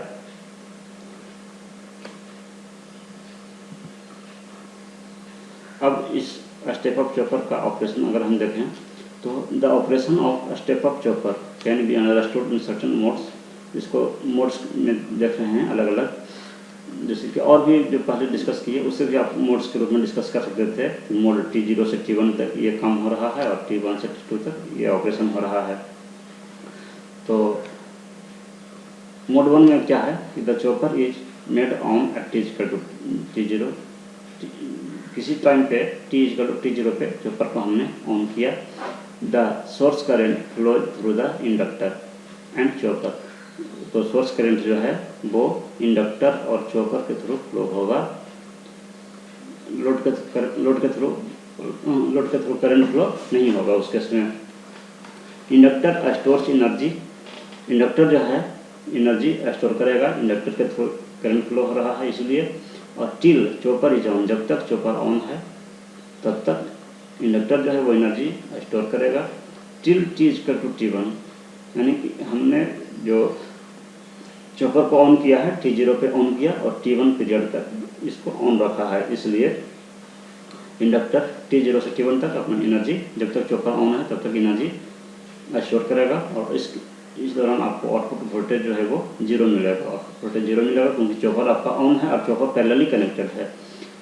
मोड 2 में अब क्या है, इस मोड में in this mode chopper is made off at T=T1 पे चॉपर को ऑफ कर दिए। Source voltage and inductor both flows the current. अब क्या है कि सोर्स वोल्टेज और करंट दोनों करंट फ्लो कराएंगे। इंडक्टर ने जो एनर्जी स्टोर किया था और सोर्स वोल्टेज दोनों मिलकर करंट फ्लो कराएंगे through diode and load, diode और लोड के थ्रू करंट फ्लो कराएंगे। Hence output voltage is greater than the source voltage, और इसलिए आउटपुट वोल्टेज जो है वो सोर्स वोल्टेज से ज़्यादा हो जाता है, क्योंकि उस केस में जब आउटपुट वोल्टेज है वो सोर्स का वोल्टेज प्लस इंडक्टर के क्रॉस का वोल्टेज, ये आपको आउटपुट वोल्टेज मिल जाता है। The chopper is again made on at T=T2, उसके बाद फिर चॉपर को ऑन करते हैं और फिर वही प्रोसेस फिर से रिपीट होगा कि जब चॉपर ऑन होगा तो फिर हमें आउटपुट वोल्टेज 0 मिलेगा, और फिर चॉपर को जब ऑफ करेंगे तो फिर हमें इंडक्टर और सोर्स दोनों करंट को फ्लो कराएंगे। ये वेवफॉर्म है जब हमारा चॉपर ऑन था। इसको हम अगर मोड 1 कहें कि यहाँ से यहाँ तक मोड 1 है, तो इस दौरान चॉपर हमारा ऑन था, तो हमें कोई भी आउटपुट वोल्टेज नहीं मिल रहा है, आउटपुट वोल्टेज 0 है। इस मोड 1 में जो लोड के थ्रू कोई करंट भी फ्लो नहीं हो रहा है, क्योंकि जो करंट फ्लो हो रहा है वो चॉपर के थ्रू फ्लो हो रहा था। वो आप सर्किट डायग्राम में हमने एक्सप्लेन किया कि आउटपुट करंट भी आपको 0 मिलेगा, आउटपुट वोल्टेज भी आपको 0 मिलेगा। हाँ, लेकिन सोर्स के थ्रू जो करंट है वो फ्लो हो रहा था, एक मिनिमम वैल्यू से मैक्सिमम वैल्यू तक ये करंट फ्लो होगा, क्योंकि जो करंट है वो इंडक्टर और चॉपर के थ्रू होते हुए फ्लो कर रहा था, वो सोर्स करंट था, तो इसलिए उसका वैल्यू जो है I1 से I2 तक इंक्रीज किया। ठीक है, अब क्या है सेकंड मोड में क्या है कि चॉपर ऑफ कर दिए और डायोड ऑन है। चॉपर को जब ऑफ किए तो करंट हमारा फ्लो होगा डायोड के थ्रू और लोड के थ्रू। तो लोड के थ्रू जब करंट फ्लो होगा तो उस केस में आपको आउटपुट वोल्टेज मिलेगा, और उस केस में आपको जो आउटपुट वोल्टेज है वो सोर्स वोल्टेज और प्लस इंडक्टर के प्लस वोल्टेज, ये दोनों का समेशन मिलेगा, इसलिए आपको आउटपुट वोल्टेज का वेवफॉर्म ये मिलेगा उस केस में, जो जिसमें कि यहाँ से यहाँ तक आपका सोर्स वोल्टेज है और ये इंडक्टर के प्लस का वोल्टेज है। तो जब चॉपर जब ऑफ है उस केस में आपको आउटपुट वोल्टेज मिलेगा।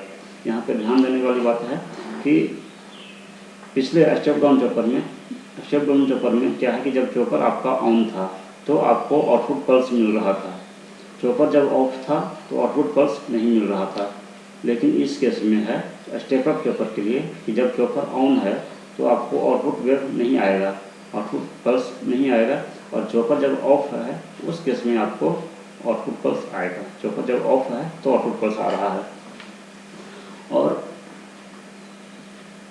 करंट फ्लो इसमें नहीं हो रहा था। लेकिन जब चॉपर को जब ऑफ किया गया, मोड 1 में तो कोई आउटपुट करंट फ्लो नहीं हो रहा था, लेकिन जब चॉपर को जब ऑफ किया गया उस केस में फिर क्योंकि इंडक्टर और सोर्स दोनों मिलकर करंट फ्लो कराएंगे, इसलिए जो पहले वैल्यू जहाँ तक ये पहुँचा था I1 से लेके I2 तक ये सोर्स के थ्रू फ्लो हो रहा था, लेकिन अब यही वैल्यू जो है आपको लोड के थ्रू फ्लो होगा, और ये I2 से I1 तक डिक्रीज करेगा, क्योंकि इंडक्टर का एनर्जी धीरे धीरे डिक्रीज करेगा, इसलिए ये करंट का वैल्यू जो है वो धीरे धीरे I2 से घटते हुए I1 तक आ जाएगा, मिनिमम वैल्यू तक आ जाएगा। तो नेक्स्ट साइकिल में मोड 3 कह सकते हैं इसको, कि फिर से चॉपर को ऑन करेंगे तो फिर से आपको आउटपुट वोल्टेज नहीं मिलेगा, आउटपुट करंट भी नहीं मिलेगा, और जो करंट का वैल्यू है वो फिर मिनिमम वैल्यू से मैक्सिमम वैल्यू तक इंक्रीज करेगा। और फिर जब चॉपर को ऑफ करेंगे तो फिर से आपको output voltage VS plus VL मिलेगा, और जो सोर्स करंट है वो डिक्रीज करेगा और लोड करंट भी डिक्रीज करेगा I2 से I1 तक। तो ये आपका आउटपुट वेवफॉर्म था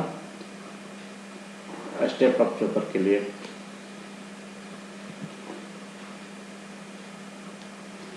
एवरेज आउटपुट वोल्टेज, अब हम जो वेवफॉर्म हमें मिला है उसका अगर हम एवरेज वैल्यू अगर निकालना चाहें तो पहले हम एवरेज वैल्यू निकालने के लिए पहले हम ये देख लेते हैं कि इंडक्टर के पास वोल्टेज कितना था। तो मोड 1 में जब ऑपरेशन हो रहा था उस दौरान इंडक्टर के पास जो वोल्टेज है वो सोर्स वोल्टेज के बराबर था, क्योंकि मोड 1 में आपका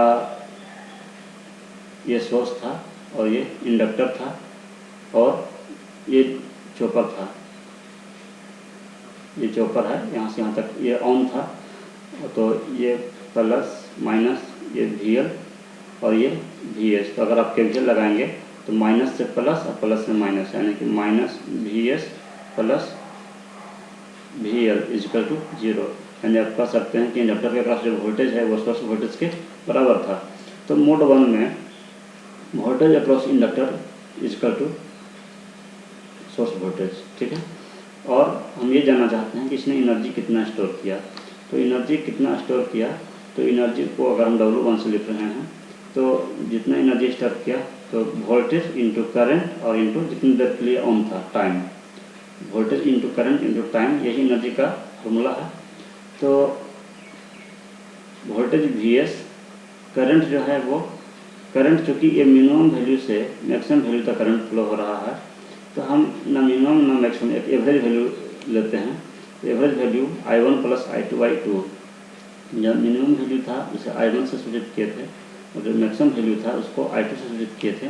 तो एवरेज करंट जो है I1 प्लस I2/2 हो गया। तो एनर्जी एब्जॉर्ब्ड बाई इंडक्टर जो है Vs वोल्टेज इंटू करंट, और कितने देर के लिए ऑन था, तो टी ऑन टाइम के लिए, टी ऑन टाइम के लिए ये हमारा जो चॉपर है ऑन था, इसलिए उतनी ही देर के लिए इंडक्टर एनर्जी स्टोर करेगा, तो हमें टोटल एनर्जी इतना मिल गया। इन मोड 2, अब मोड 2 में क्या है कि वोल्टेज अक्रॉस द इंडक्टर कितना है ये हमें पता करना है। तो हमें पता चलेगा जब उसी प्रकार से आप केवीएल लगाएंगे तो आपको पता चलेगा कि वोल्टेज अक्रॉस द इंडक्टर जो है वो V0 माइनस Vs होगा। क्यों?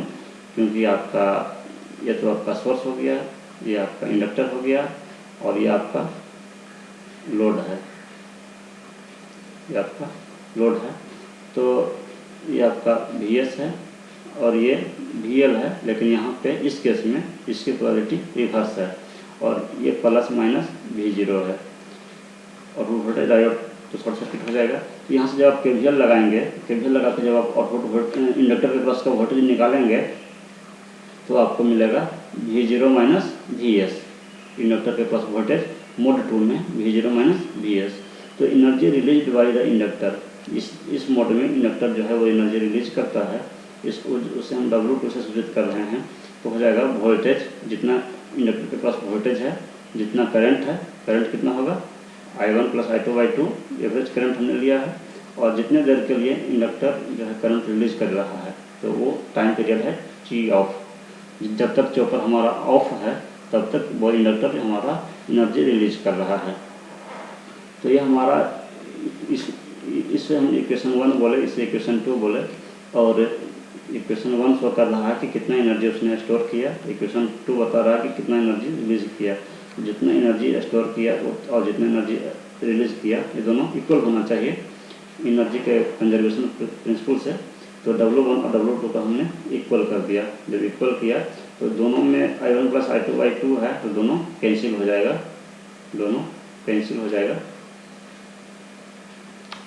और हमें बचेगा क्या, Vs into T on, Vs into T on, ये इक्वेशन 1 में बचेगा, और V0 minus Vs into T of, ये इक्वेशन 2 में बचेगा।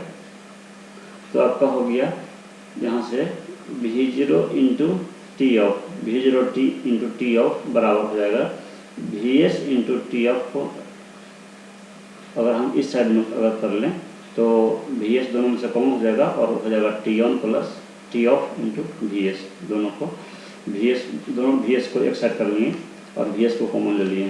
तो T on plus T of, T on plus T of को हम टी लिख रहे हैं, टी इंटू Vs। तो आपका एवरेज आउटपुट वोल्टेज जो है वो क्या हो जाएगा कि यहाँ से V0 equal to T into Vs बटा टी ऑफ। तो हम कह सकते हैं यहाँ से टी ऑफ बटा में चला आएगा, और ये वाला इस टी को भी हम बटा में लिख दिए अपनी सुविधा के लिए, Vs बाई टी ऑफ बटा टी।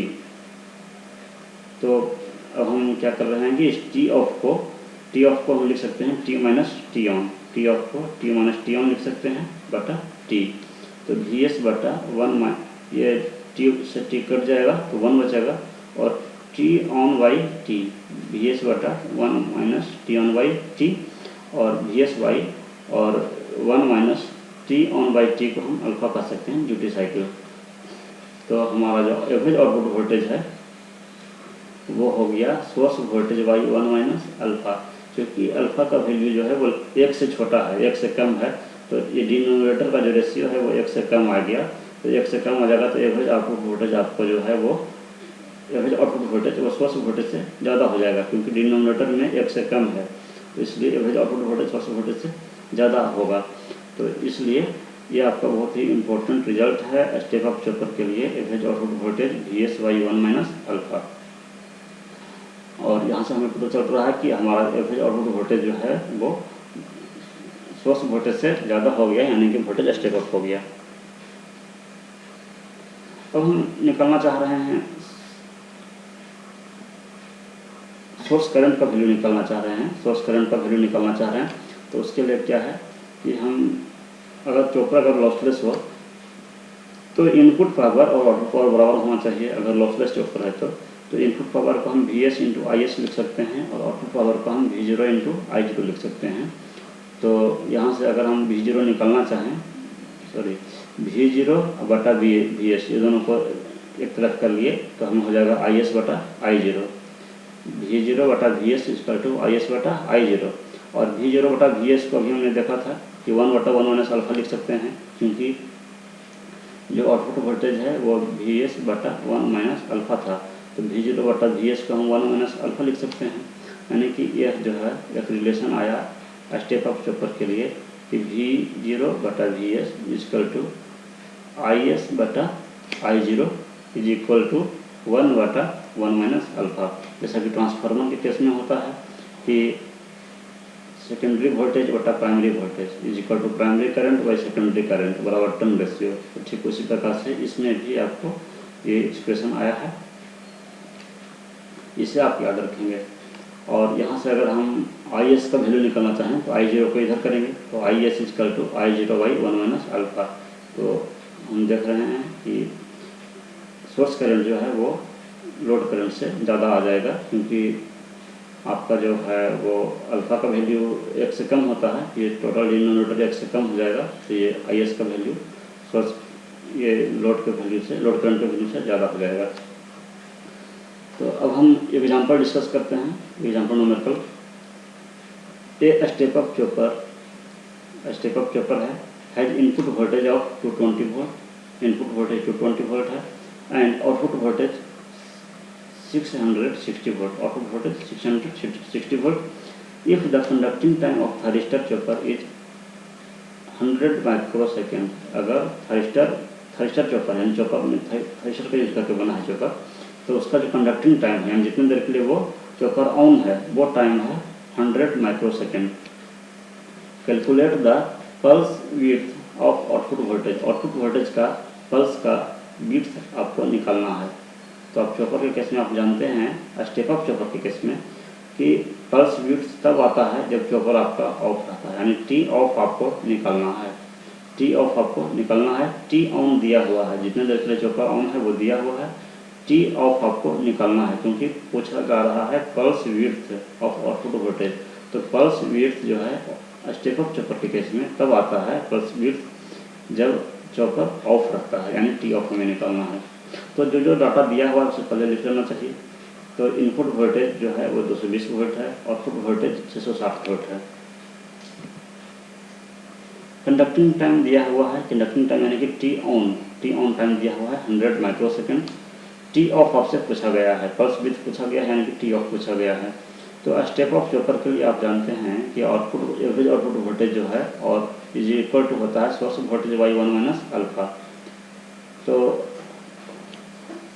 एक्चुअली में क्या है कि आपको टी ऑफ निकालना है, तो टी ऑफ निकालने के लिए आपको पहले अल्फा की जरूरत पड़ेगी, क्योंकि अल्फा इक्वल टू होता है टी ऑन बटा T on plus T of, ये फार्मूला होता है।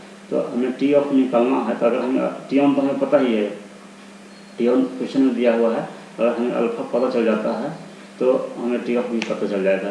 तो अल्फ़ा पता करने के लिए हमने ये फार्मूला लगाया, output voltage is equal to source voltage by 1 minus alpha step up chopper के लिए।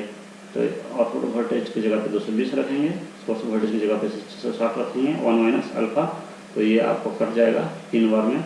तो 1 minus alpha is equal to हो जाएगा 1 minus alpha is equal to हो जाएगा 1/3। यहाँ से अल्फा का वैल्यू निकालेंगे तो alpha is equal to 2/3।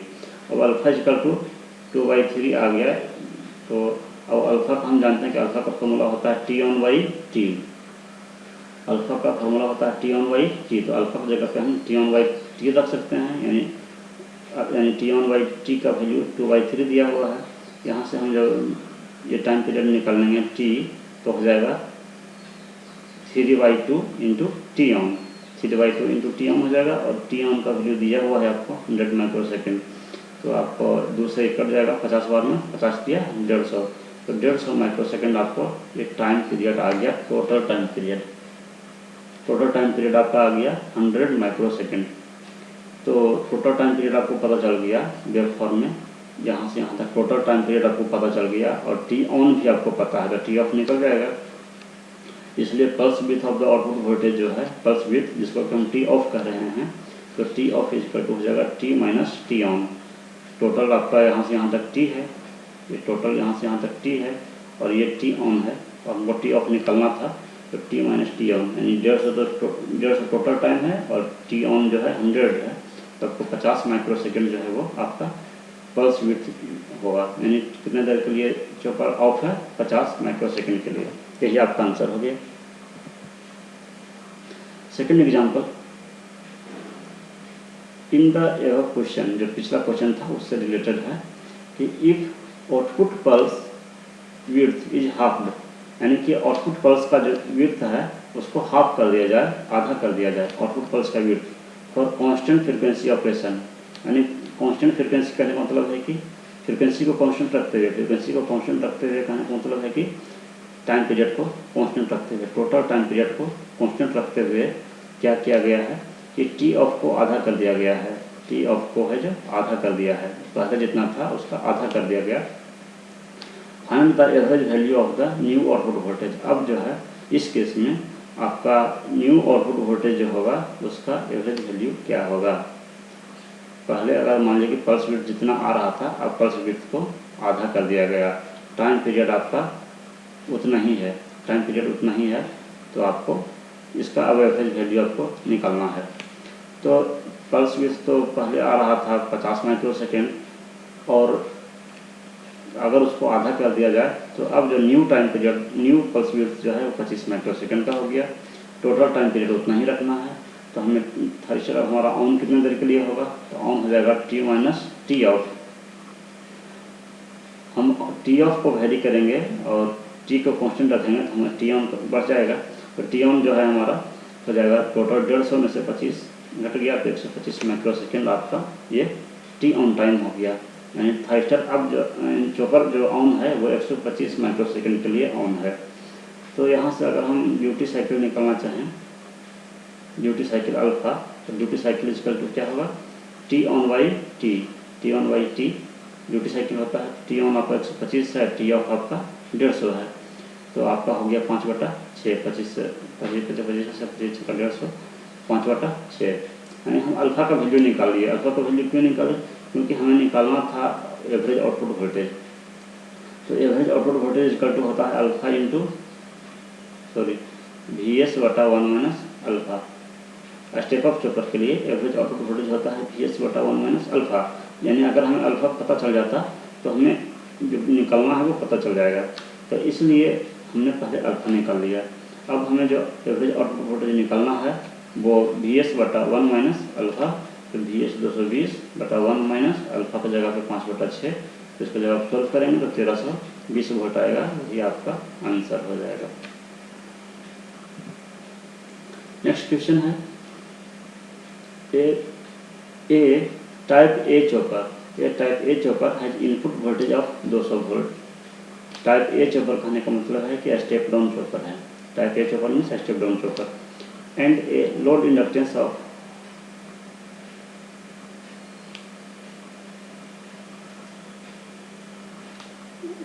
Type A chopper has input DC voltage of 200 volt, और उसमें जो लोड रेजिस्टेंस, ये इंडक्टेंस नहीं है, यह रेजिस्टेंस होगा, लोड रेजिस्टेंस, उसमें लोड का रेजिस्टेंस दिया हुआ है 10 ओम और उसके साथ सीरीज में इंडक्टेंस लगा हुआ है 80 मिली हेनरी का। If the load current varies linearly between 12 ampere and 16 ampere, find the time ratio T on बटा टी ऑफ का वैल्यू आपको निकालना है इस चॉपर के लिए। चॉपर आपका स्टेप डाउन चॉपर है, सोर्स वोल्टेज 200 वोल्टेज है, लोड का रेजिस्टेंस जो है 10 ओम है, इंडक्टेंस 80 मिली हेनरी है, और जो करंट है वो लिनियरली वेरी कर रहा है, मिनिमम वैल्यू 12 एम्पियर है और मैक्सिमम वैल्यू 16 एम्पियर है। तो आपको T on by T of का रेशियो निकालना है। तो सोर्स वोल्टेज जो डाटा दिया हुआ उससे पहले लिख लेते हैं कि सोर्स वोल्टेज 200 वोल्ट, रेजिस्टेंस का वैल्यू 10 ओम, मिनिमम करंट जिसे हम I1 से लिख रहे हैं 12 एम्पियर और मैक्सिमम लोड करंट 16 एम्पियर। तो एवरेज लोड करंट निकाल लिए I1 प्लस I2/2 करके, एवरेज चूँकि लिनियरली वेरी कर रहा है, तो 16 प्लस 12 28/2 यानी कि 14 एम्पियर आपका एवरेज लोड करंट आ गया, एवरेज लोड करंट आ गया 14 एम्पियर। तो अब हम यहाँ से जब एवरेज आउटपुट वोल्टेज निकालना चाहें, एवरेज आउटपुट वोल्टेज हमारा कितना हो जाएगा, तो I0 इंटू आर, क्योंकि इंडक्टेंस का कोई इफेक्ट नहीं पड़ता है RL लोड में, RL लोड हो और कंटिन्यूस कंडक्शन हो तो हमें इंडक्टेंस का कोई इफेक्ट नहीं पड़ता है, इसलिए एवरेज आउटपुट वोल्टेज जो है वो I0 इंटू आर। तो I0 14 और आर का वैल्यू 10 ओम, 140 वोल्ट आपका एवरेज आउटपुट वोल्टेज हो गया। एवरेज आउटपुट वोल्टेज आपको पता चल गया, सोर्स वोल्टेज आपको पता है, तो यहाँ से आप अल्फा का वैल्यू निकाल सकते हैं, ड्यूटी साइकिल हो गया एवरेज आउटपुट वोल्टेज बटा सोर्स वोल्टेज, तो 140 बटा 200 यानी 0.7। जब अल्फा का वैल्यू पता चल गया तो हम टी ऑन बटा टी ऑफ निकाल सकते हैं, क्योंकि अल्फा इक्वल टू होता है T on by T on plus T of, ये आपका होता है। तो अल्फा की जगह पे 0.7 रख दिए, टी ऑन से न्यूमरेटर और डिनोमिनेटर में अगर भाग लगाएंगे तो 1/1 plus T of by T on हो जाएगा। तो उसके बाद फिर अगर हम इसको रिवर्स करेंगे तो 1 plus T of by T on का वैल्यू हो जाएगा, ये 7/10 है, ये हो जाएगा 10/7। और फिर आपको यहाँ से टी ऑफ बटा टी ऑन आपको निकल गया, टी ऑफ बटा टी ऑन निकालेंगे तो 1 उधर चला जाएगा, 1 माइनस हो जाएगा, 10/7 माइनस 1 तो 3/7 आ जाएगा। और फिर इसको क्योंकि हमको टी ऑन बटा टी ऑफ निकालना है तो इसको रिवर्स करेंगे तो दोनों तरफ रिवर्स हो जाएगा, तो टी ऑन बटा टी ऑफ इसको हो जाएगा 7/3 यानी 2.33, यही आपका आंसर होगा टी ऑन बटा टी ऑफ। हमें टी ऑन बटा टी ऑफ निकालने के लिए अल्फा निकालना जरूरी था, अल्फा हमने पहले निकाल लिया, और अल्फा निकालने के लिए हमें आउटपुट वोल्टेज चाहिए था, इसलिए पहले आउटपुट वोल्टेज निकाल लिए, और आउटपुट वोल्टेज निकालने के लिए पहले आउटपुट करंट चाहिए था, इसलिए पहले आउटपुट करंट निकाले। नेक्स्ट क्वेश्चन है, फॉर क्लास ए चॉपर यानी स्टेप डाउन चॉपर के लिए डीसी सोर्स वोल्टेज यानी इनपुट वोल्टेज आपको दिया हुआ है, सोर्स वोल्टेज 230 वोल्ट, लोड का रेजिस्टेंस दिया हुआ है 10 ohm. Take a voltage drop of 2 volt across chopper when it is on. Chopper जब ऑन है तो उस दौरान चॉपर के अक्रॉस 2 वोल्ट ड्रॉप हो रहा है, लॉस हो रहा है, यानी कि चॉपर आइडियल नहीं है, तो 2 वोल्ट चॉपर के अक्रॉस ड्रॉप हो रहा है।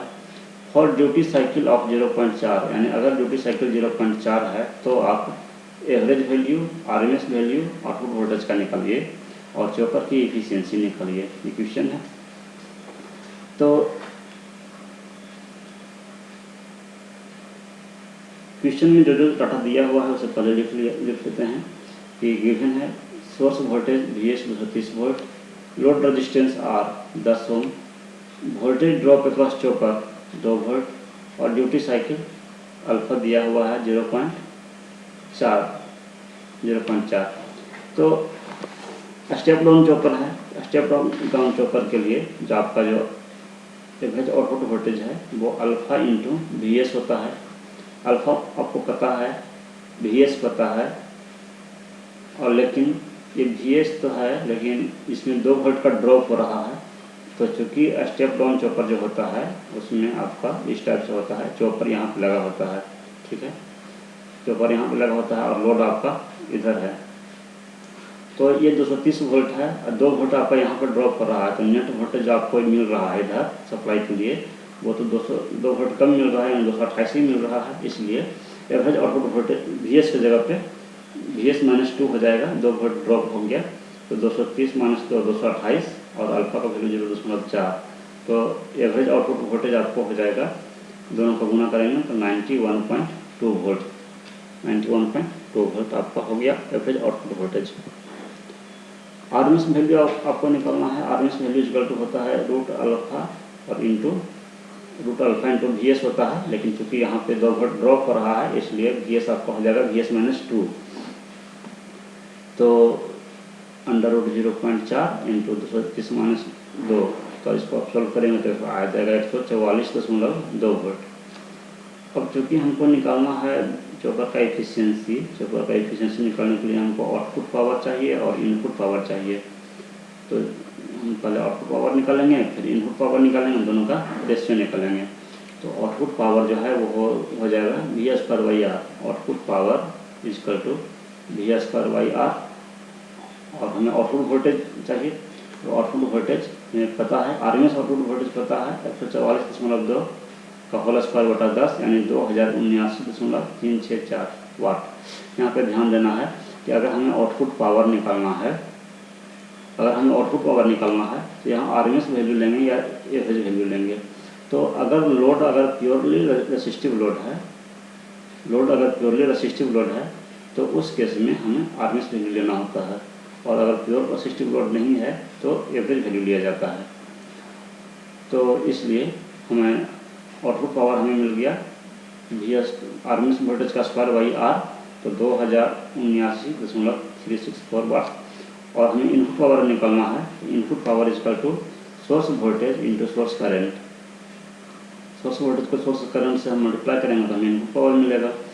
तो और स्टेप डाउन चॉपर के लिए जो सोर्स करंट है और लोड करंट जो है दोनों सेम होता है। तो सोर्स वोल्टेज आपका हो गया 230 वोल्ट और करंट आपका हो गया लोड करंट जो कि सोर्स करंट के बराबर है 9.12 जो पीछे निकाले थे। तो आपका हो जाएगा 2097.6 वाट। ये आपका इनपुट पावर निकल गया। यहाँ पे सोर्स वोल्टेज में 230 वोल्ट ही लेंगे, क्योंकि यही जो हम इफिशिएंसी हमें निकालना है। तो हमें नेट आउटपुट और जो टोटल इनपुट दिए थे उसका रेशियो से निकालना पड़ेगा, इसलिए इनपुट पावर के लिए सोर्स वोल्टेज यहाँ पे 230 वोल्ट लिया गया है। अब चॉपर का इफिशिएंसी निकालना है, तो चॉपर का इफिशिएंसी होता है आपको आउटपुट बटा इनपुट। तो आउटपुट पावर हो गया 2079 और इनपुट पावर हो गया 2097। दोनों का रेशियो लेंगे 0.99 आएगा, यानी कि आपको इसको परसेंटेज के टर्म में लिखें तो 99.13%। तो यहाँ पे आपका चॉपर चैप्टर समाप्त होता है, और फिर नेक्स्ट लेक्चर में फिर न्यू टॉपिक डिस्कस करेंगे। Thank you.